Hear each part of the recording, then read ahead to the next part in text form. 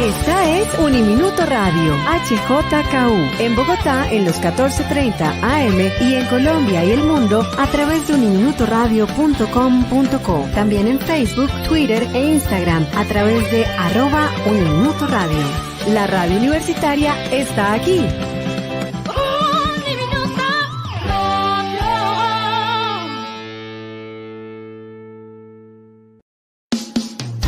Uniminuto Radio presenta El Puente. Hola, ¿qué tal? Bienvenidos al Puente, un escenario donde se integran diversas voces. Un espacio de diálogo, creatividad y encuentro.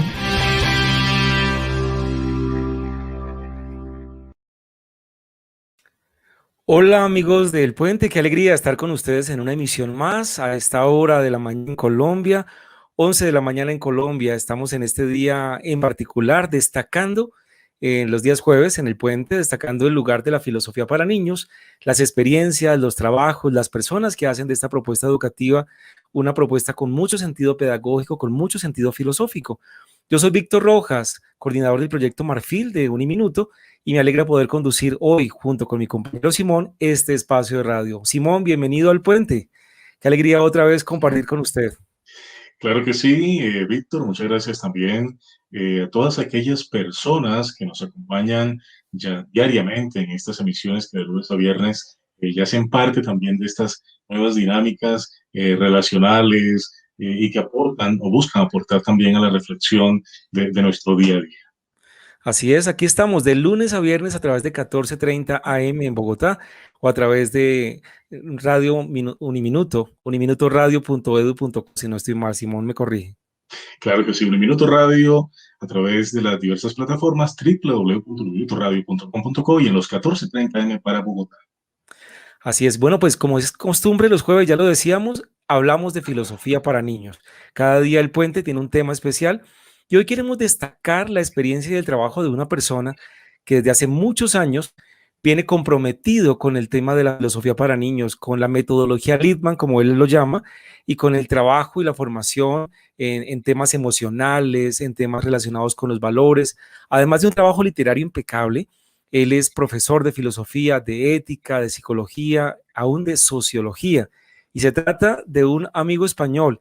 Él es Chema, más conocido como Chema Sánchez Alcón, una persona que ha estado presidiendo la Asociación de Filosofía para Niños de la Comunidad Valenciana.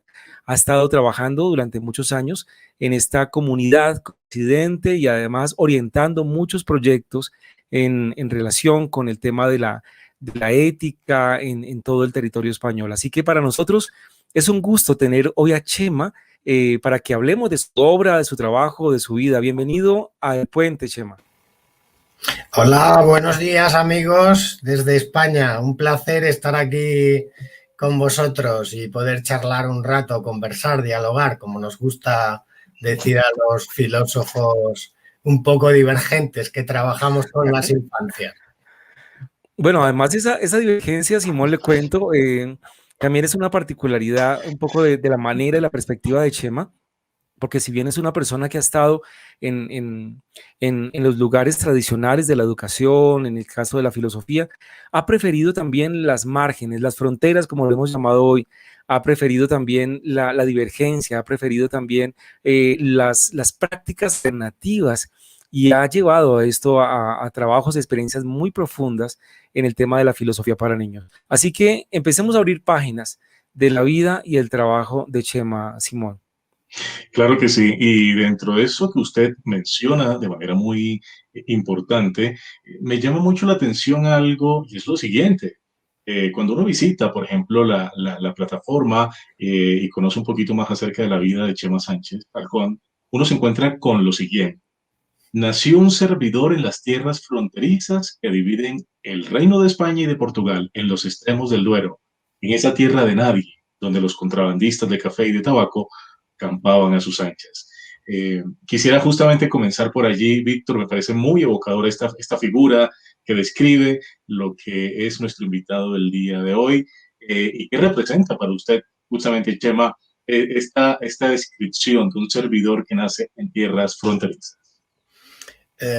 Yo soy, bueno, creo que mucha gente que ha nacido en estas tierras de nadie en estas tierras donde uno ha tenido la infancia. Y Rilke decía que nuestra patria es eso, la infancia, ¿no? Y mi infancia es la infancia de una tierra extrema, de una tierra bastante pobre, digamos, dentro de lo que es el panorama estatal, que es Extremadura. Pero dentro de Extremadura, además, en una de las zonas que linda con Portugal, lo que allí se conoce como la Raya, y es las zonas de la Sierra de Gata, las zonas de las Úrbedes, una comarca que, por cierto, es una comarca con leyendas negras y seres olvidados y seres incluso, entre comillas, monstruosos, donde la imaginación de un niño pues, es muy estimulante, ¿no? Pero en esa tierra de frontera uno aprende a convivir de pequeño con los contrabandistas. Yo nací en el año 67 y en los años 70, cuando todavía España no estaba en la Unión Europea. Entre Portugal y España se producía un contrabando de café que hacía que los pueblos de frontera como el mío, Guijo de Coria, pues tuviesen esas leyendas de los contrabandistas que llegaban con el café y que estimulaban esa imaginación de un niño solitario, de un niño un poco enfermizo, pero muy anclado en el pueblo, ¿no? Y creo que esa idea de frontera ha permanecido en mí siempre, y esa conexión con los, vuelvo a poner entre comillas, los monstruos que habitaban mi comarca, me ha marcado para luego, tanto en mi literatura como en mi compromiso, en mi activismo, si queréis, político, haya optado por convivir con ciertos límites y hablar con seres humanos que están más allá de la racionalidad, ¿no? Dejémoslo ahí por ahora porque me gustaría luego seguir profundizando en esta idea del monstruo y del ser racional. Bueno, y yo creo que entre monstruos, seres racionales y fronteras, usted también además en su vida y en su trayectoria se encuentra con el mundo filosófico. Ahí aparece que es un poco el que destacaríamos, no sin antes haberse encontrado, creo, Chema me corrige, con el mundo teológico y con el mundo militar. Esos dos caminos también fueron transitados. Recuérdenos un poco cómo fue eso. Bueno, en la infancia de un niño con pocos recursos y de un niño que vive en pueblos aislados de esta época, pues a veces el recurso que te ofrecía lo que te rodeaba, pues era el acercarte a la iglesia. Los misioneros llegaban allí y muchas veces, pues como zonas más desfavorecidas, captaban a algunos niños un poquito más espabilados y los llevaban a los conventos, a los seminarios. Te desconectaban del mundo de la vida, digamos, porque en esa época, en los años 70, cuando yo ingreso en el seminario, ingresabas en el seminario en septiembre y estabas todo el año allí. No es como ahora, en los años 80, ya sabéis que al menos aquí en España desapareció la educación interna y comenzó una educación concertada que evitaba precisamente esta desconexión. Pero en mi caso, ese niño salvaje que vivía allí un poco en el pueblo, que estaba en conexión con la naturaleza, pues pasó a otro mundo, ¿no? Al mundo de la cultura, al mundo de la trascendencia, de la filosofía, de la teología, de una serie de cosas que nunca había oído y que me apasionaron también, ¿no? Porque en cierta manera me sacan de esa naturaleza, de esa patria, y me entregan otra patria, que es la patria de la cultura, ¿no? Y la patria de lo que siempre diré que independientemente de cómo uno haya ido evolucionando, para mí los curas, los frailes, las monjas, la relación con los compañeros seminaristas fue un placer tan grande que mantengo todavía esa conexión. Y mi propia evolución también personal me lleva a ser un amuniano, ¿no? En eso no soy una persona que haya renunciado a la trascendencia, pero sí que fue una salvación. Y después, en el caso del ejército, pues bueno, no deja de ser aquí en España lo del tema de la mili, ¿no? Que ya no existe, pero cuando se hacía la mili, pues era obligatorio también acudir a la mili. Y yo para ganar unas perras, un dinero, pues en vez de hacer la mili por la vía, digamos, tradicional, pues me presenté al ejército y conseguí una plaza como militar profesional. cosa que me hizo estar durante un tiempo también en lo que podríamos llamar los poderes del Estado, ¿no? Casi la Iglesia, el ejército, en fin, menos mal que luego la filosofía en cierta manera me salvó tanto de una cosa como de la otra, que creo que no sé si hubiera sido feliz ni como sacerdote ni como militar. Y sí como filósofo creo que si no feliz, pero sí al menos he podido desarrollar una labor interesante, tanto social como educativa. Simón, aquí tenemos un salvado de filosofía, un sobreviviente a esos poderes. Adelante, Simón. Sí, efectivamente. Y es muy interesante esto que usted nos comparte, Chema, porque en el acercamiento, por supuesto, a su trayectoria y a estas perspectivas tan interesantes que nos comparte, identificamos en usted, y así usted también se define en algunos escenarios como un ser fronterizo. Y esa figura, esa metáfora de la frontera también se vincula mucho con lo que hoy estamos hablando, filosofía para niños y experiencias de frontera. ¿En qué medida ese ser fronterizo que usted representa, desde el cual define también su trayectoria, empieza a configurar esas otras tramas fronterizas con la filosofía? Casi que la filosofía nos aproxima fronteras y empieza a dialogar con ellas. ¿Cómo desde allí empieza a construir ese ser fronterizo como un ser filosófico importante en su trayectoria y en su forma de comprensión del mundo? Bueno, yo creo que cuando interviene la filosofía en mi vida, estamos un poco en esa interesante siempre reflexión sobre la biografía y la biología, ¿no? El logos y el propio carácter y destino que cada uno se va haciendo. Yo nunca lo he deslindado, ¿no? Mis historias siempre son historias de reflexiones y de vida. Por eso, cuando me encuentro con la filosofía, es un poco de rebote también, ¿no? Al salir de este mundo de la Iglesia, pues la filosofía me sirve como conexión con la realidad. Pero ¿qué filosofía? La académica, digamos. La academia, la universidad, en esos momentos, pues era la transmisión de unos conocimientos filosóficos, obviamente legítimos, de la gran filosofía como sistema, pero yo todavía en esos momentos no había encontrado el camino personal, ¿no? Podía haber hecho filosofía como podía haber hecho magisterio, tenía esa tendencia a la educación, pero en ningún momento supuse que dentro del huevo de la filosofía estaba surgiendo una metamorfosis que era la posibilidad de encontrar otros caminos, ¿no? Y esto me lleva a encontrarme con guías. Por ejemplo, para mí, y creo que las personas, el reconocimiento a esos guías es muy importante. La figura de Esteban Cortijo, uno de los grandes históricos de aquí de la filosofía con niños y niñas en España, me señaló un camino en el sentido de tú eres ya profesor de filosofía, has hecho una carrera, pero ahora toca hacer de la filosofía algo, utilizarla, trabajar con ella. Y me dijo, pues no sé si sabes que hay aquí en España, estamos hablando ya de finales, principios de los 90, un grupo de profes que en cierta manera han desertado. Félix García Morillón fue uno de los primeros, han desertado de esa visión tradicional y académica, incluso se han salido del campo, digamos, de la filosofía entendida como asociaciones de profesores de instituto y han indagado en otros campos, y ese campo es el de la infancia. Fíjate, qué extraño, ¿no?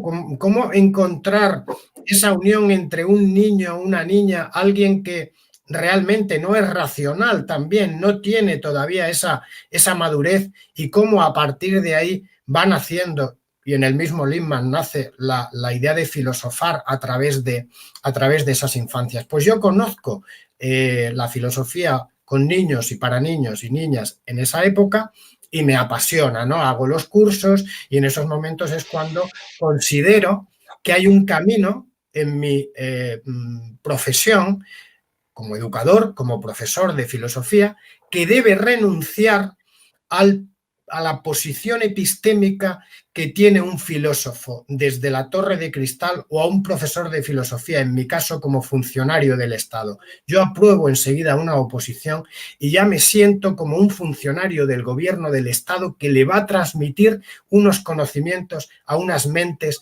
jóvenes que no me acaba de cuadrar con mi propia vida, con mi propia idea de inestabilidad, de interinidad que debe tener la filosofía. Y por eso me sirvió a nivel vital, la experiencia de encontrarme con un grupo de profesores y de profesoras aquí en España que estaban intentando trabajar con niños con una metodología diferente y empezaban a los 6, a los 7 años. Aquello me pareció tan emocionante que empecé a hacer el curso y bueno, y casi desde el primer momento me metí en el campo asociativo, me hice formador de profesores, empecé a escribir, yo también a producir, porque creía que había un campo ahí muy interesante para que la filosofía conectara con las infancias y conectara con la vida y con la vida de esos niños y de esas niñas que eran tradicionalmente seres amorales, seres no filosóficos. Por tanto, para mí, la filosofía con niños fue el camino que me abrió luego otros muchos más intereses, ¿no? Entre ellos la propia literatura como búsqueda personal de mi propia voz, de lo que quiero expresar ante la vida, ante el mundo. Pero sin ella, no sé si hubiera sido un profesor clásico que imparte sus clases, que luego examina, que pone notas y después de 25 años en esa labor, pues haber sentido un poco esa decepción del que transmite conocimientos solamente. Chema, en esta identificación de las bondades o la fortaleza que tenía la propuesta de Lippmann y que usted la encuentra y le permite además reinventarse y reconfigurar su rol como profesor en ese entonces, le lleva seguramente a ver algo muy en particular de filosofía para niños. Y ahí quisiera hacerle una pregunta, Chema, y es, ¿qué fue lo que vio de filosófico? Porque además me interesa que en su perfil tenemos aquí una persona formada en filosofía, en el mundo de la ética, incluso en el mundo de la psicología y de la sociología. Chema, así que me interesaría saber cómo es que usted, qué elementos destacaría en la propuesta de Lippmann que son profundamente filosóficos y que usted considere fueron muy atractivos para usted como persona y como profesor. Bueno, cuando yo estaba leyendo filosofía en el aula, quizás la obra fundacional de Lippmann, coincide quizás en mis propios intereses la lectura también de Vygotsky, ¿no? Yo sé que Lippmann es una persona, un autor muy influido sobre todo por el pragmatismo de Dewey, pero a mí me interesa también otra de las lecturas que utiliza Lippmann en la tradición constructivista de origen europeo y ruso, como es Vygotsky. Y Pensamiento y lenguaje, para mí, junto con Filosofía en el aula, me supuso esa manera de saltar a la fundamentación también. Es decir, no solamente aquello que nos había contado Piaget, que un niño, a través de las diferentes etapas, a partir de los 7, 8 años, cuando tiene, digamos, el pensamiento fuera de su etapa egocéntrica, es cuando comienza a pensar. Y a partir de los 7, 8 años es cuando la tradición cognitiva más pura comenzaba a introducir en los niños algún tipo de reflexión ética, filosófica, pero muy pasiva, ¿no? Yo me había formado también a nivel pedagógico en esa tradición piagetiana, ¿no? En la tradición de Colbert, de los dilemas, en la tradición donde es necesario decidir a través del razonamiento lo correcto y lo incorrecto. Pero Vygotsky rompe con eso. Vygotsky dice, a los 3, 4 años un niño empieza a hablar, empieza a pensar, y desde el momento que pensamos, incluso de una manera mítica, mitológica, estamos ya pensando. Eso fue una revelación y una revolución. ¿Por qué? Porque rompe con la idea de la racionalidad abstracta.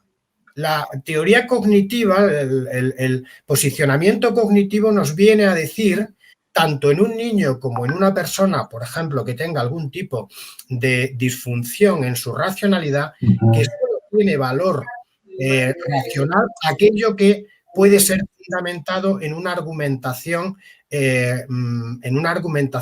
teórica, digamos, de base racionalista. Pero todo lo que tiene que ver con los mitos, con las leyendas, lo que tiene que ver con lo no racional, entra en otro campo, en el campo de lo poético, en el campo de lo legendario, pero no de lo racional. Y eso es lo que me pareció tan interesante, ¿no? Que poder hablar de filosofía a partir de 4 o 5 años me suponía romper con mi propia barrera de lo que consideraba que era lo racional. Y si un niño con 4 o 5 años habla y te cuenta una historia, y en esa historia que te está contando, aunque no haya nivel de abstracción, está ya hablándote del bien y del mal, de la verdad, de la belleza, de la justicia, hay que empezar ahí. Hay que empezar en ese momento, no hay que esperar a que tenga 12 años, como pasa en el sistema educativo clásico, ¿no? A partir de los 12 años, los niños empiezan a oír hablar de la palabra ética, de los dilemas éticos, del diálogo filosófico, y cuando son ya adultos es cuando oyen hablar de filosofía. Está montado el sistema al revés. Creo recordar que el propio Lippmann, cuando está dando clases en la universidad, clases de lógica que él da a chavales de 22, 23 años, y se produce en la ciudad un enfrentamiento en el campus en los años finales de los 60, a raíz de mayo del 68 y la repercusión que tiene en Estados Unidos. Él se encuentra con un grupo de adultos que no gestionan bien todo lo que tiene que ver con la vida, aunque sean filósofos. Y él dice, no es posible, algo ocurre cuando no hay una transferencia hacia la vida de estos estudiantes filosóficos que en la universidad aquí en New Jersey pues están produciendo unos conflictos y que no lo saben gestionar. ¿No será mejor empezar a trabajar con los niños en otras etapas?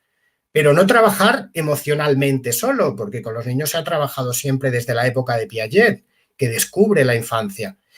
Pero ¿cómo trabajar con ellos? Trabajar con ellos desde el todo de la filosofía, desde la filosofía con mayúsculas, desde considerar que un niño con 4 o con 5 años es un filósofo y no es una metáfora, porque es una metáfora viva, porque puede comentarte qué es bello y qué no es bello, y a través de un cuento poder hablar de eso.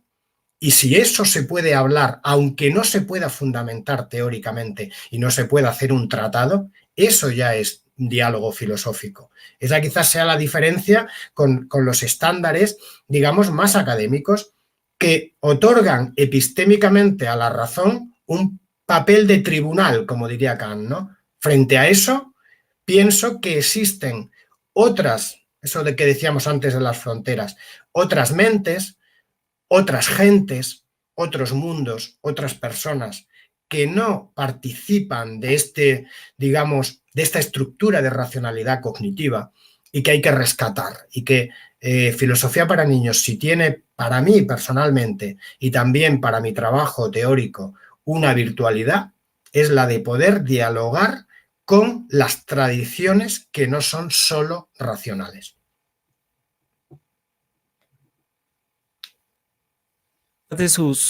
Perdón, ahí estábamos con un tema técnico, ya me estamos escuchando.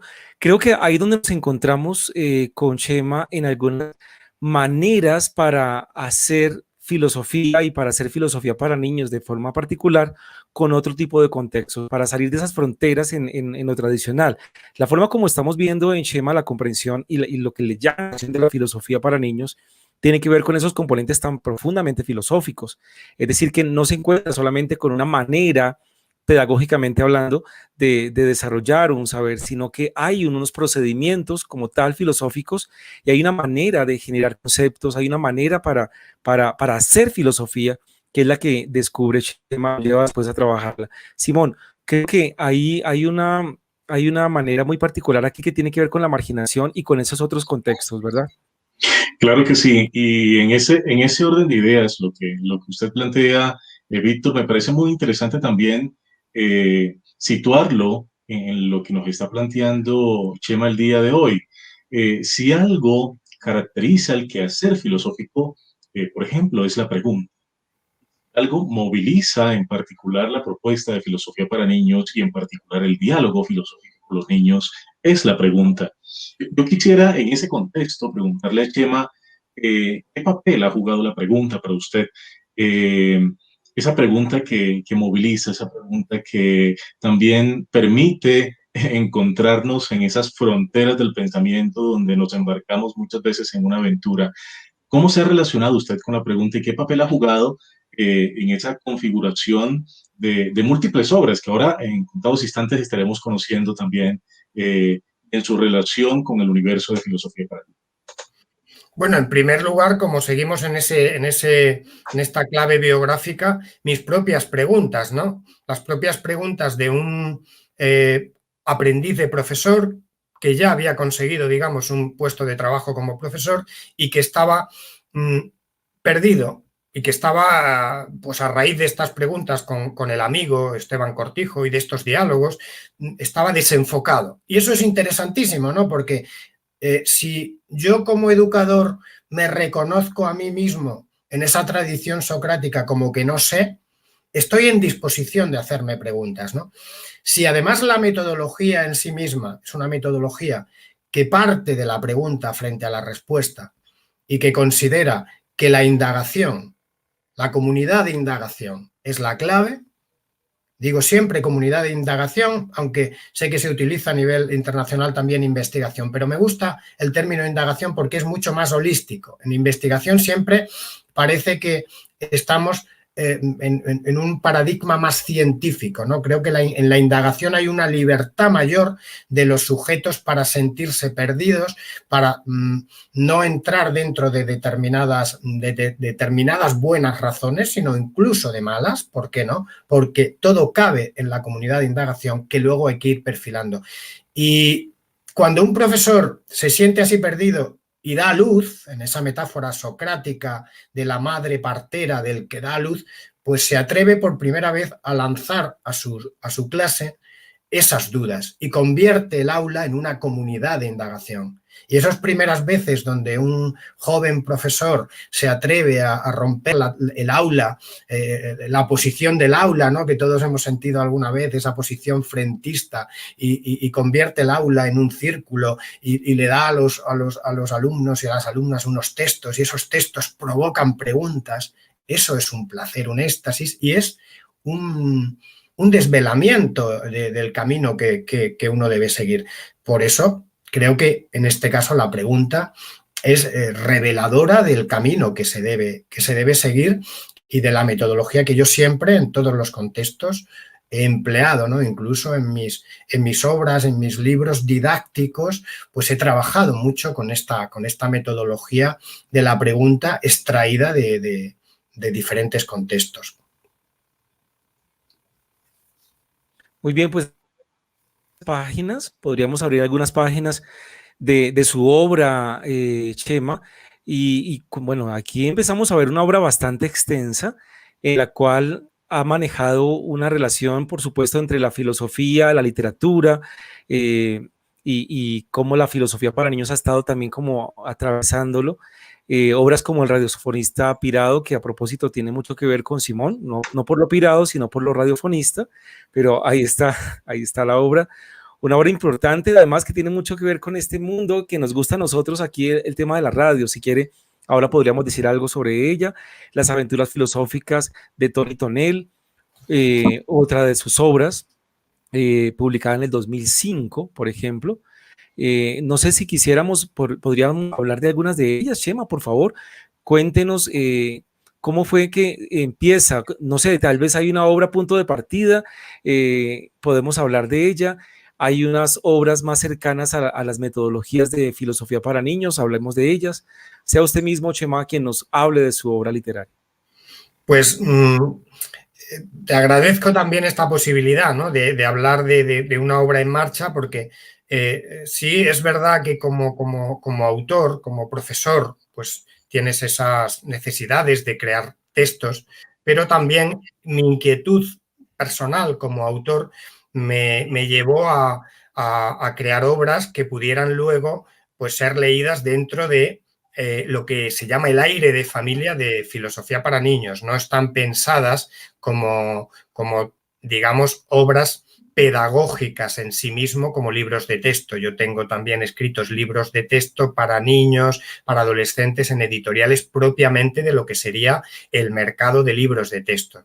Pero las obras de las que habéis hablado, y otra más que se llama El octavo maestro, es en una primera etapa de mi producción literaria lo que yo denomino la trilogía de filosofía ficción, ¿no? Yo escribo ahora mismo obras de lo que sería narrativa para adultos que me inspiran también muchas cosas de la vida, no solamente en el campo de la docencia, obras más para adultos, que es mi etapa actual, pero los primeros 10, 15 años de mi vida como profesor sí que me inspira la filosofía para niños para escribir esto que denomino filosofía ficción. Igual que existe el término ciencia ficción, todos tenemos autores que se han inspirado en la ciencia, pues desde Julio Verne hasta Asimov, es decir, autores clásicos que se han inspirado y que se siguen inspirando, pues yo creo que la filosofía en general, desde la época griega, desde Oriente,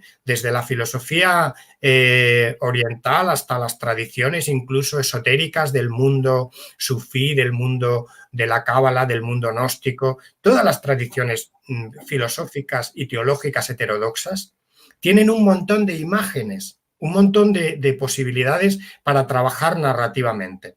Entonces, la primera vez que se me ocurrió llevar esto al papel, pues fue, fijaos, compañeros, en forma de programa de radio. Okay. Yo estaba en Valencia y me ofrecieron la posibilidad de una noche de domingo realizar en una radio anarquista de la ciudad, que sigue existiendo, que se llama Radio Clara, es una radio comunitaria, la posibilidad de hacer un programa de radio como me diese la gana, a las 2 de la mañana, de las 12 a las 2 de la mañana.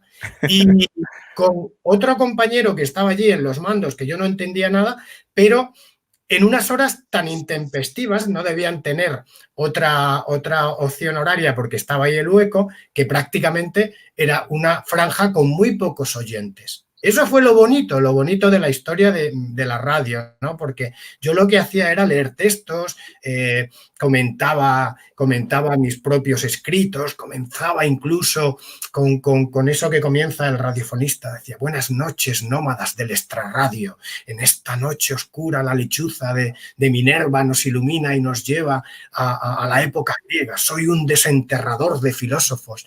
Quiero, proponeros un viaje. Era un viaje, ¿no? La idea del viaje. Sí, un viaje a Sócrates, a Platón, a los clásicos, pero ¿para qué era ese viaje?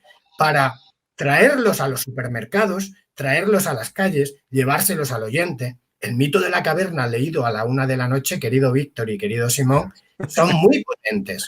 Wow. En plena noche, ¿eh? Eso es muy, muy interesante. Aquí en España hubo un programa de radio mítico que se llamó El Loco de la Colina, que yo soy un gran, escuchante de radio. Ya creo que mi primer libro, que sigue editándose, por cierto, ya lleva 7 u 8 ediciones, es el libro del radiofonista que más se mantiene vivo, pero refleja ese amor mío por la radio, ¿no?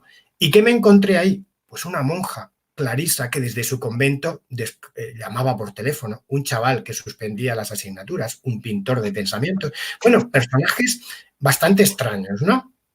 Eso es lo bonito, los monstruos que decíamos antes, los extraños, la frontera. Y yo dije, ostras, qué pasada, la filosofía leída aquí, contada la historia de Platón o la historia de Sócrates cuando va a Delfos y descubre a través de la pitonisa que es el más sabio de los hombres y luego resulta que es el más ignorante, y todo eso es un camino, es un viaje, el viaje del prisionero que sale de la cueva y va en busca del sol.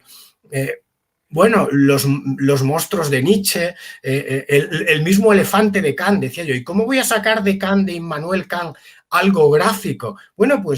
Kant tiene metáforas súper gráficas. Fijaos en la crítica de la razón práctica, que cuando comienza diciendo que lo máximo que hay en el universo es el cielo estrellado sobre su cabeza y la razón, la conciencia moral en su corazón. Bueno, pues esas son grandes imágenes.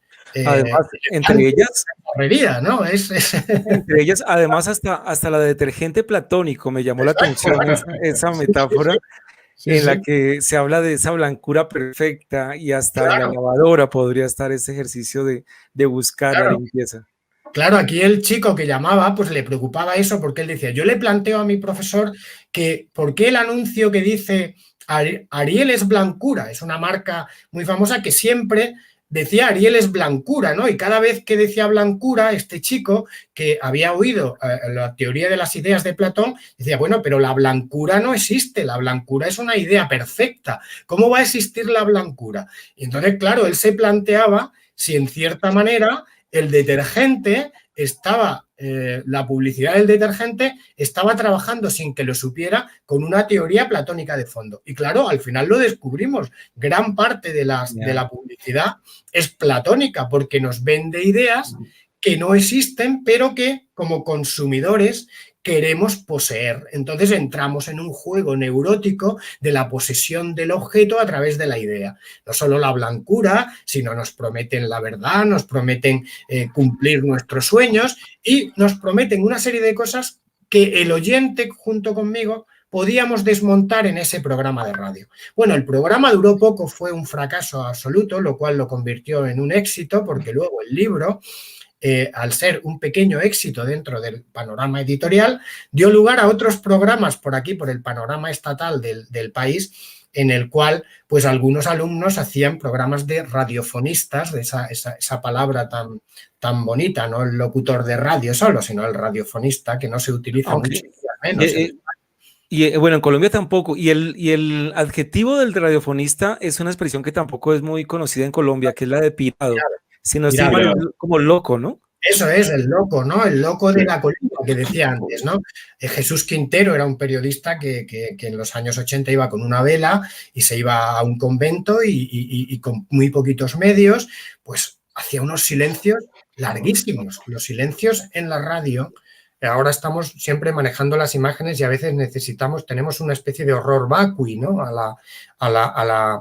Al silencio, pero en la radio sin imagen, los silencios a veces son más significativos que las palabras, ¿no? Y en esa dialéctica, silencios y palabras, es donde este periodista conseguía sacar lo mejor del entrevistado, ¿no? Dejando al entrevistado prácticamente que hablase y el otro lo que se limitaba a veces era a callar o a iniciar alguna muletilla para que continuara hablando la persona. Curioso. Justamente en relación con eso que usted menciona, Chema, aquí está la obra del radiofonista pirado, que a propósito tuve la oportunidad de conocerla gracias a un detalle aquí del profesor Víctor que tuvo conmigo en su momento y que sin duda alguna también es una obra que me llama mucho la atención. Usted ahorita justamente menciona algo en relación a los silencios. Voy a tomarme el atrevimiento de leer un pequeño fragmento, 3 líneas de su obra. Dice lo siguiente, abro comillas: darme cuenta, el tiempo estaba pasando y entre palabras y silencios la noche iba avanzando hacia su fin. Estas noches del espíritu en las que el radiofonista pirado estará con vosotros para daros la murga. Seremos muchas veces lechuzas de grandes ojos abiertos que en medio de la oscuridad disfrutan lo desconocido sin miedo a encontrarse con los monstruos que la razón también produce. Ahí comillas. Me llama mucho la atención porque además esta obra lleva casi que una referencia también en su titulación, y es el radiofonista pirado que desenterraba filósofos para explicarse el mundo. Casi que de alguna manera, algunos de manera muy, muy jocosa también refieren que el filósofo es alguien que trabaja con muertos pero con conceptos vivos. ¿Cómo podemos entender también este papel del ejercicio, de la construcción, del quehacer del filósofo en medios o en escenarios no tradicionales? Casi que de alguna forma uno encuentra a un Chema que le habla desde un lugar filosófico, por supuesto, pero también le habla a los no filósofos disciplinares. ¿Cómo ha sido esa experiencia, Chema, de de marcar otras formas, otros contextos, en este caso la radio como un escenario también importante de diálogo y de construcción del pensamiento filosófico. En realidad, ¿qué es un concepto? ¿Qué es un concepto? Cuando nos preguntamos esto como pensadores, a veces caemos en el sesgo de creer que un concepto es una especie de ente abstracto, como una especie de taxidermia que lo tenemos ahí, que lo analizamos. Yo creo que un concepto, en su tradición más clásica, es un concapio, ¿no? Es un lugar de acogida, es un recipiente que recoge lo que te rodea. Por eso la filosofía, cuando propone conceptos, ideas, no debe en ningún momento, entiendo yo, alejarse de la vida que lo sostiene, ¿no? Cuando decimos libertad, por ejemplo, no podemos estar hablando de seres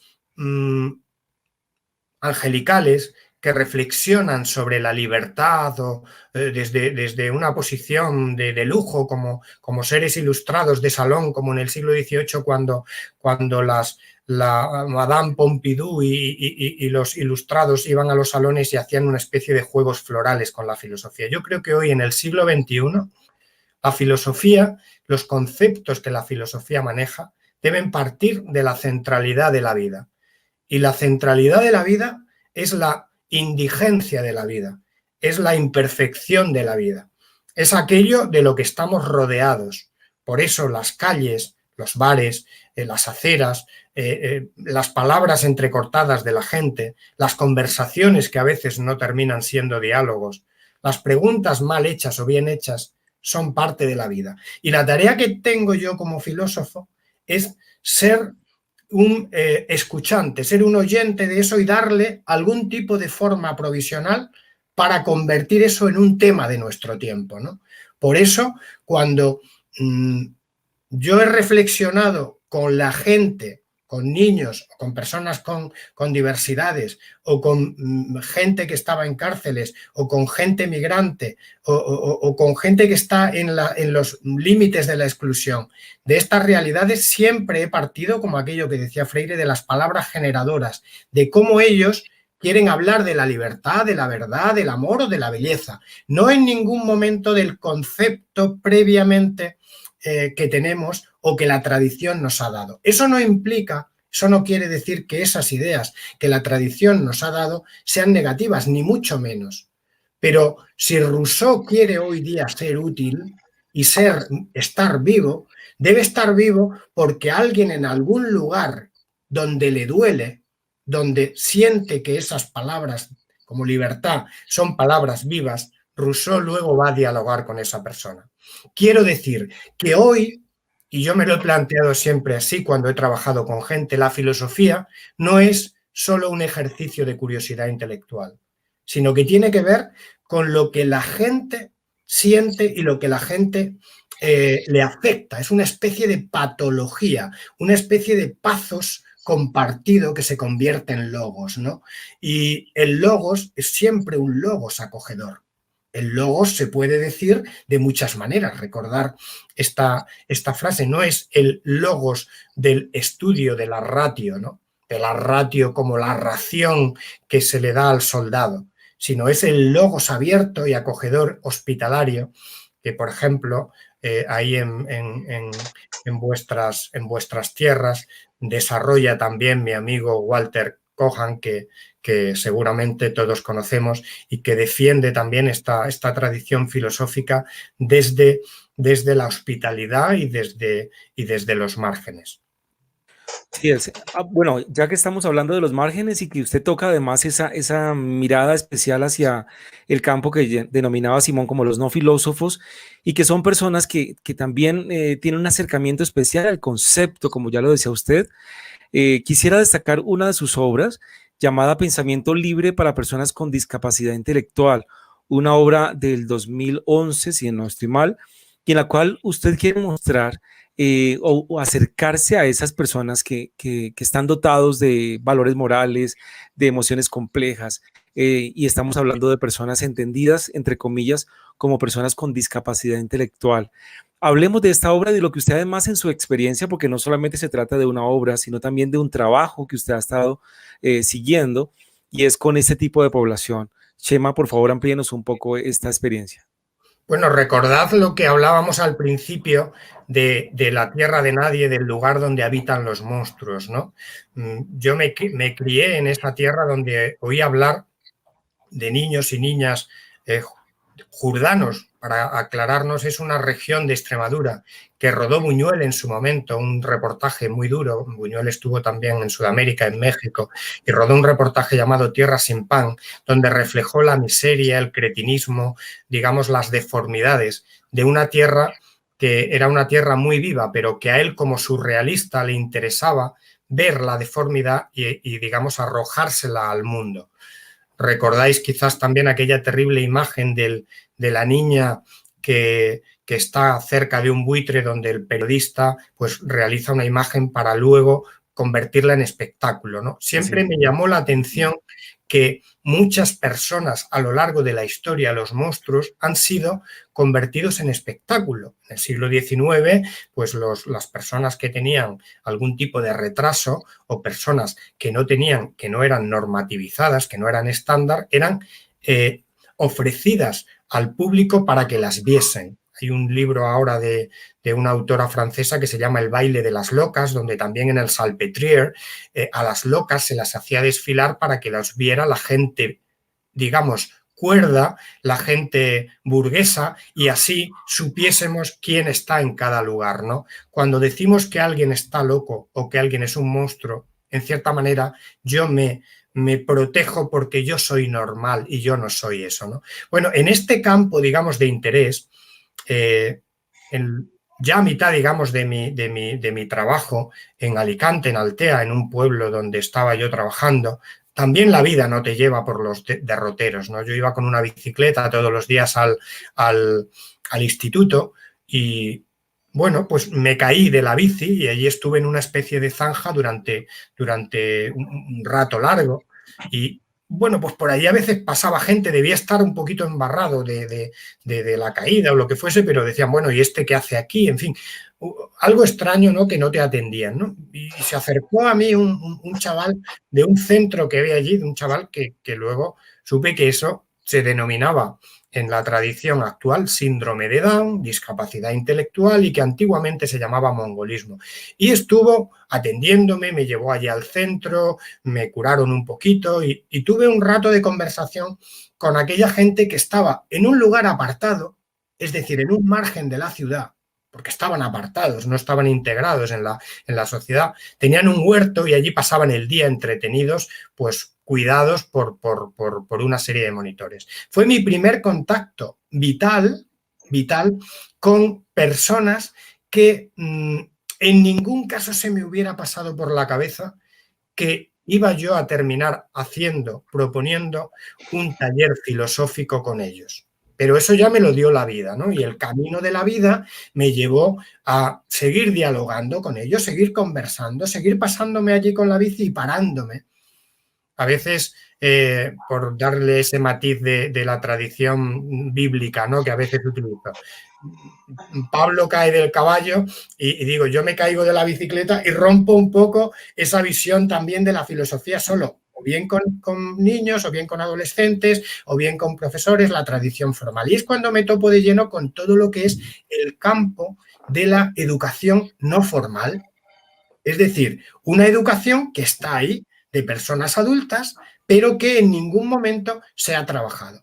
Y empiezo a elaborar materiales, empiezo a meterme en la piel de un personaje que llamo Chimo.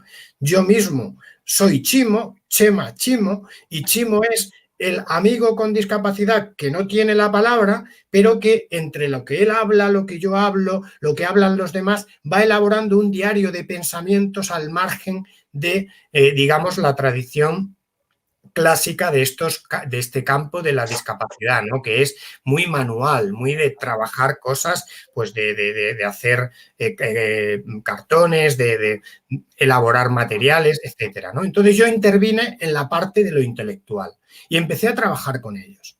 Bueno, esto fue una labor de voluntariado, ¿no?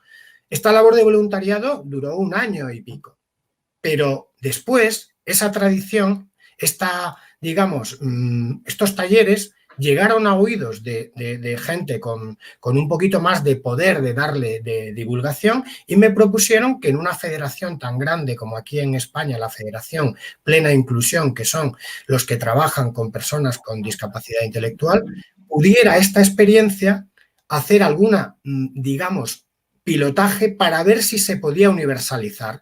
Es decir, para ver si en contextos diferentes a mi propia experiencia vital podía elaborar talleres filosóficos, éticos, emocionales, con la metodología Lindman, en contextos de exclusión cognitiva, digamos, en contextos de personas adultas que han sido calificadas a lo largo de su vida con retraso mental, Chema, es decir, con un índice de inteligencia menor. Recordad que el retraso mental está catalogado como menor de 70 de CI y en la organización, digamos, de psiquiátrica está todavía considerado como una patología. Es decir, estamos hablando de una cuestión casi o bien psiquiátrica o bien médica, pero que no había habido, al menos aquí en España, luego en el mundo ha habido alguna otra experiencia, trabajar en este campo desde el terreno filosófico, con materiales elaborados a partir de preguntas, de dilemas, etcétera, etcétera. pues y yo ahí creo, se gesta, con esto termino, Víctor, donde se gesta junto con un amigo que es psicólogo, en un equipo cooperativo, y una amiga filósofa que se llama Fátima, se gesta un proyecto que ahora es ya una realidad, que es la Escuela de Pensamiento Libre. es que me parece extraordinaria esta experiencia y yo quisiera incluso darle otro programa a esta experiencia, Chema, si usted nos lo permite. Después nos traerá a Fátima y a las personas que usted acaba de mencionar, porque es un tema bastante interesante para nosotros conocer y en el mundo de lo que hace Marfil, que tiene que ver con filosofía para niños y marginalidad y esos contextos, pues nos caería muy bien conocer más sobre esa experiencia. Y yo de hecho quería preguntarle ahora mismo sobre la conjugación entre este tema del pensamiento y la discapacidad con las nociones que plantea Littman, como son el pensamiento crítico, creativo y ético, que yo sé que usted lo ha trabajado en algunos artículos, porque ahí hay unos estándares o unas maneras, incluso unas habilidades que plantea el mismo Littman, que son muy concretas y que se miden incluso desde los procesos más investigativos en los que con Simón hemos participado. Hay unos indicadores de desarrollo de ese mismo nivel de pensamiento. ¿Cómo se ve eso en este tipo de población? Y si efectivamente se siguen trabajando esas 3 dimensiones del pensamiento. Mira, Víctor y Simón, nosotros ahora mismo, 2021, este es el 6º año en que una experiencia alternativa denominada Escuela de Pensamiento Libre, de una manera formal, está implantada aquí en nuestro país, en España, en 6 comunidades autónomas, digamos, trabajada de una manera sistemática. De hecho, la Universidad de Granada ha hecho ya la primera validación de un constructo teórico para evaluar esta experiencia y la Universidad de Valencia ha aprobado ya el primer posgrado, primer premáster en el mundo que yo dirijo con otro profesor universitario y que va a llevar el planteamiento filosófico y ético de la denominada discapacidad intelectual, diversidad funcional o capacidades diferenciadas. La terminología es importante también porque no partimos de una terminología internacional, sino que consideramos que la filosofía debe aportar también su punto de vista, porque no hablamos de un trabajo psicológico, no hablamos de un trabajo médico, no hablamos de un trabajo psiquiátrico, hablamos de lo que llamarían los americanos un standpoint, un lugar de enunciación filosófico, de corte hermenéutico, epistemológico, y que se centra en la formación de personas que tienen diversidad funcional o personas con capacidades diferenciadas desde el punto de vista del pensamiento crítico, cuidadoso y creativo, pero disintiendo, digamos, de la tradición lindmaniana en cuanto a que lo que estás denominando, Víctor, las habilidades de razonamiento, nosotros evitamos el término habilidades, destrezas, porque consideramos que las habilidades de razonamiento dialógico que propone Lippmann son, digamos, habilidades de nivel superior, están, digamos, supeditadas a un trabajo previo con potenciales de pensamiento más básico y más analógico. Es decir, que, por ejemplo, en la estrategia de razonamiento causal que Lippmann nos puede proponer para tener, digamos, un buen nivel de pensamiento crítico, nosotros en este contexto de exclusión cognitiva consideramos que no sería del todo inclusivo aplicar un ejercicio de razonamiento causal en una persona que tiene un pensamiento abstracto, digamos, con más dificultades, sino que elaboramos materiales previos para que el sujeto pueda llegar a eso. Quiero decir que nosotros trabajamos muy simbólicamente y sí elaboramos en cada una de las sesiones que estamos con ellos unos objetivos que son ambiciosos a nivel filosófico. Creo que si algún día consideras que el programa puedan participar algunos de nuestros maestros socráticos, la misma Fátima, pero no solo los que, digamos, tenemos las capacidades, sino las personas, los maestros que también están formándose, que dentro de la indigencia, de la dificultad, de la imperfección, aunque hablen más lentamente, son también parte del profesorado, porque en nuestra escuela el claustro es inclusivo, no vale un claustro de profesores para ellos, sino que ellos son también los profesores. Después de cada año, ellos también en algún espacio que tú consideres deben tener la palabra, y yo ahora simplemente contarte por encima la experiencia, porque si algún día invitas, yo te invitaría a que invitases también a personas con diversidad a que pudieran participar en tu programa y te explicaran ellos y ellas de primera mano cómo viven una experiencia así. Porque pues, por supuesto, quedamos antojadísimos. Ese empoderamiento final es el camino. Nosotros ahora hemos trabajado ya después de 6 ediciones con más de 800 personas y ahora mismo en el claustro pues somos 15 personas, de las cuales el 50% tienen discapacidad intelectual o diversidad funcional, y estas personas son formadores. Y en nuestras aulas, que hay 30 personas en cada aula, la reserva no es del 10% para personas con discapacidad, sino que es la reserva del 30% para personas sin discapacidad, para que nos entendamos, que dentro de la escuela no utilizamos esto. El 70% de las personas que están en el aula tienen algún tipo de diversidad y no son los más autónomos, sino que hay mucha diversidad, y los profesores también. Sin esa cláusula, la escuela no se abre, porque no es inclusiva. Bien, estamos a contados instantes justamente ya de finalizar nuestro espacio el día de hoy, con el agradecimiento enorme también a nuestro invitado, pero profesor Víctor, no lo podemos dejar ir sin antes preguntarle acerca de cuál es la pregunta que hoy en día también lo está moviendo. Si algo caracteriza este espacio del puente es también invitarnos a hacernos preguntas.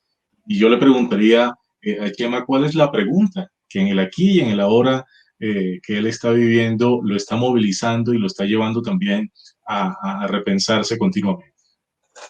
Bueno, pues si queréis un poco como punto también simplemente para que quede constancia, ¿no? Porque mis intereses actuales tienen que ver seguimos hablando de monstruos, ¿no? Pero en esa literatura para adultos, estos últimos libros que ando escribiendo tienen que ver precisamente con quizá esa pregunta que viene de lejos de quién es el monstruo, ¿no? ¿Quién es? En uno de mis últimos libros, que os invito también a conocer y a adquirir, que se denomina Narragonien, es una literatura donde, por primera vez, ahora ya con un afán literario, esos monstruos salidos de las pinturas de Velázquez, de las pinturas del Greco, de las pinturas de Van Gogh, esos monstruos que están ahí escondidos, salen de los cuadros y dialogan con el espectador, y dialogan con digamos, un ser que se considera normal y racional y que ve en los cuadros a gente que tiene deformidades. Sigo con esa obsesión de estas temáticas y me interesa mucho porque a medida que creo que va un poco terminando la fase de mi vida académica, de mi vida profesional, ¿no? Pues dentro de esa vida literaria, cada vez quiero que esos personajes cobren de alguna manera vida y tengan entidad, ¿no? Por eso dejo abierto esa reflexión sobre la racionalidad a través de esta pregunta: ¿quién es el monstruo cuando me miro a un espejo? Qué bella pregunta, pues muy sugerente además. Yo también me hago mi pregunta, Simón, y Claro. yo me sigo preguntando, además en el marco de las fronteras, ¿cuáles son las fronteras que nos están separando de otra serie de contextos, otra serie de realidades, otras maneras de pensar y cómo podemos superar esas fronteras? A propósito de los puentes que nosotros nos gusta hacer en Marfil. Simón, seguramente usted también tendrá su pregunta por ahí dando vueltas. Claro que sí, porque además, si algo moviliza a los puentes es la posibilidad de la existencia de fronteras, y me hago un poco la pregunta acerca de cómo nos estamos moviendo hoy en determinados márgenes, o más bien, ¿cuáles son los márgenes que nos habitan? Moverse en el margen es una posibilidad también que potencia la creatividad. Desde allí Muy bien, pues estamos en todo. estas márgenes, estas fronteras, con estos monstruos que hemos tenido hoy aquí, con unos monstruos en el buen sentido también, con Chema Sánchez Halcón, con Simón Dumet. De verdad, Chema, muy agradecidos por haber estado con nosotros hoy. Una persona que desde España, desde el Centro de Filosofía para Niños de Valencia, ha estado haciendo un importante trabajo en el mundo de la filosofía para niños y en el mundo de la educación. Los que quieran tener más información sobre su obra, su trabajo, pues también pueden buscar FPN Valencia en las redes sociales, Filosofía para Niños de Valencia, y ahí van a encontrar información sobre Chema. Seguramente lo volveremos a tener, además acompañado por las personas que él nos ha propuesto para seguir discutiendo o compartiendo sobre este trabajo de la filosofía para niños en frontera. Chema, gracias nuevamente por estar con nosotros. Muchas gracias a vosotros, Simón y Víctor. Ha sido un placer poder trazar esos puentes entre continentes. Gracias. Bueno, pues nosotros seguimos aquí en Uniminuto Radio y gracias a todos los oyentes que han estado hoy en la sintonía de este espacio. Recordamos que a través de los 14:30 AM nos pueden encontrar en Bogotá y a través de uniminutoradio.edu.co de lunes a viernes a las 11 de la mañana, hora Colombia. Estuvimos Simón Dumet y quien les habla, Víctor Rojas. Gracias a Antonia Ávila porque nos acompañó en la parte técnica. Ustedes se quedan aquí. Esto es El Puente, un espacio de diálogo, creatividad y encuentro.